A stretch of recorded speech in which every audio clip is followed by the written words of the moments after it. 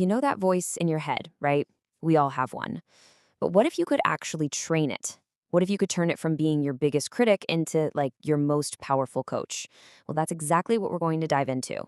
Let's just start with that question right there, that constant internal monologue. The overthinking, the second guessing, the criticizing. What if that's the actual thing that's holding you back? Sound familiar? Yeah, this is a classic line from that inner critic. It always seems to pop up right when you're about to try something new or take a chance. Or this one. This thought can just spin up all these worst case scenarios and stop you dead in your tracks before you even take the first step. This question, what will people think? It can be absolutely paralyzing.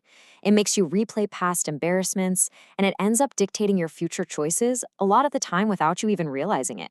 And before you know it, that fear starts to feel like your reality. But here's the thing you have to understand. That voice, it isn't really you.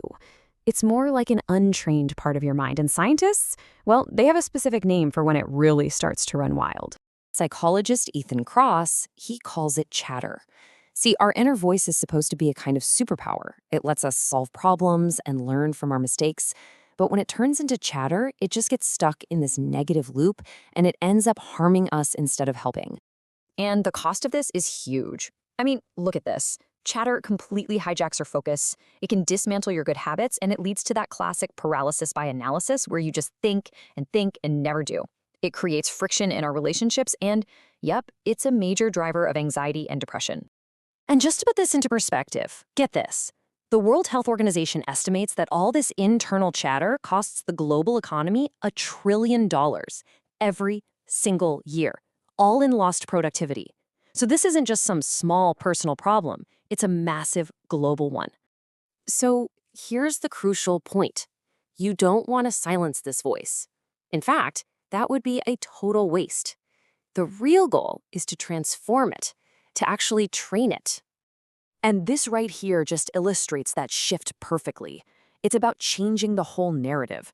You go from a critic that's screaming, "You're doomed," to a coach who says, "Okay, this is tough. Let's figure out how to work through this." You can kickstart this whole transformation with this one powerful question. Instead of getting stuck analyzing why you're having a thought, just ask something way more practical. Is this thought actually useful? That simple shift puts you right back in the driver's seat. Okay, so how do we actually do this? Let's get practical. We're going to walk through 4 science-backed tools you can start using right away to retrain your inner voice and turn your mind from an enemy into your biggest ally. First, we'll cover how to just observe your thoughts, then how to question them.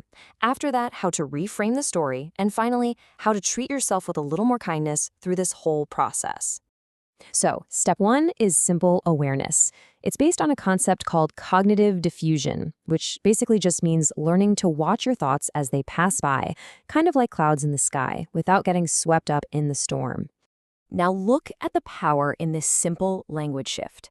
Instead of being completely fused with a thought, "I am a failure," you create distance by just noting, "I'm having the thought that I am a failure."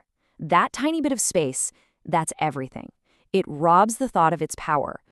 Next up, we have to actively challenge those negative thoughts. This is a core technique from something called cognitive behavioral therapy, or CBT. And it's built on a pretty revolutionary idea. Just because you think something doesn't make it a fact. The key here is to become a detective of your own mind. Ask yourself this really simple question you see here. Is this thought based on emotion, or is it based on facts? Just asking that can instantly help you separate your fear from what's really happening. And as this table shows, you can even map it out. So you identify the hot thought, right? "I'll fail this presentation." Then you actively gather evidence against it. "Well, I prepared for hours. I know this stuff." And finally, you form a more balanced, realistic thought. It's a really logical way to dismantle an illogical fear. Now, our third tool is all about reframing the story. This isn't just about challenging a thought. It's about changing its entire meaning. So the situation, like say giving a presentation, it doesn't change, but your interpretation of it, that can change everything. A really powerful way to do this is with what researchers call psychological distancing. Studies actually show that when you talk to yourself using your own name or you say you, it creates just enough space for you to advise yourself, kind of like you would a trusted friend. Which brings us to our final and maybe the most counterintuitive tool of them all. We're so often taught that being hard on ourselves, that self-criticism, is the only path to success. But you know what? The science tells a very, very different story. So, as researcher Dr. Kristen Neff explains, self-compassion is not the same thing as self-esteem. Self-esteem is based on judgment. Am I good enough? But self-compassion is based on kindness. What do I need right now?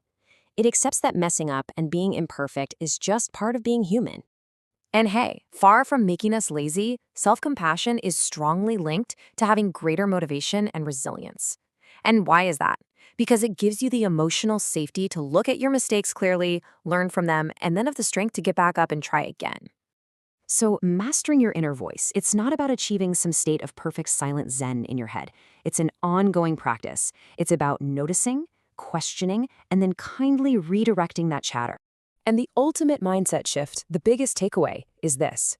The thoughts that pop into your head, they're just suggestions from your brain. They are not orders. You always have the choice which ones you're going to believe and which ones you're going to act on. So you see, you don't need to eliminate your inner voice. You just need to train it. Because the moment your mind starts working with you instead of against you, everything else just becomes so much easier to navigate. When you master that inner voice, you really do master your life.